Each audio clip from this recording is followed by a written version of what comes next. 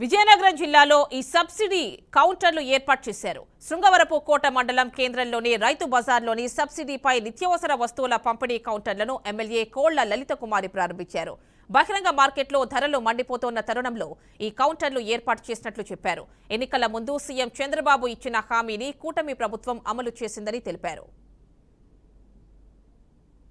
ఎన్నికలైన నెల రోజుల్లోపే ఏదైతే మేనిఫెస్టోలో పెట్టిన అంశాల్లో ప్రధానంగా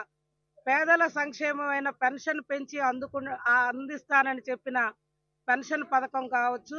మరి ఈనాటి ఏదైతే గత ప్రభుత్వ నిర్లక్ష్య కారణంగా ధరలన్నీ విపరీతంగా పెరిగి మా మహిళలు అనేక ఇబ్బందులు పడుతున్న నేతృత్వంలో ఆనాడు గౌరవ చంద్రబాబు నాయుడు గారు గత పరిపాలన ముఖ్యమంత్రి వర్యులుగా ఉండేటప్పుడు రాష్ట్రం అంతా నియోజకవర్గాల్లో రైతు బజార్ల ద్వారా ఆనాడు ప్రజలకు నాణ్యమైన కాయగూరలు ఒక పక్క ధరలను నియంత్రిస్తూ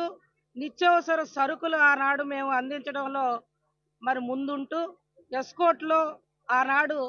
నా యొక్క సహకారంతో శాసనసభ్యురాలుగా ఆనాడు ఉండేటప్పుడు ఈ రైతు బజార్ని ఏర్పాటు చేయడం, మరలా ఇవాళ ఆ రైతు బజార్ల ద్వారా నిత్యావసర సరుకుల్ని ప్రజలకి పేదలకి అందజేయాలని ఇవాళ ప్రతి ఒక్క రాష్ట్రంలో రైతు బజార్లలో ఏవైతే నిత్యావసర వస్తువుల్లో బియ్యం, కందిపప్పు, ఇతర దినుసులు ఉన్నాయో వాటిని ధరలు తగ్గించి రైతు బజార్ల ద్వారా ప్రజలకు అందజేయాలనే విధానంలో ఇవాళ పౌర సరఫరాల శాఖ మంత్రివర్యులు సహకారంతో నాదెండ్ల మనోహర్ గారు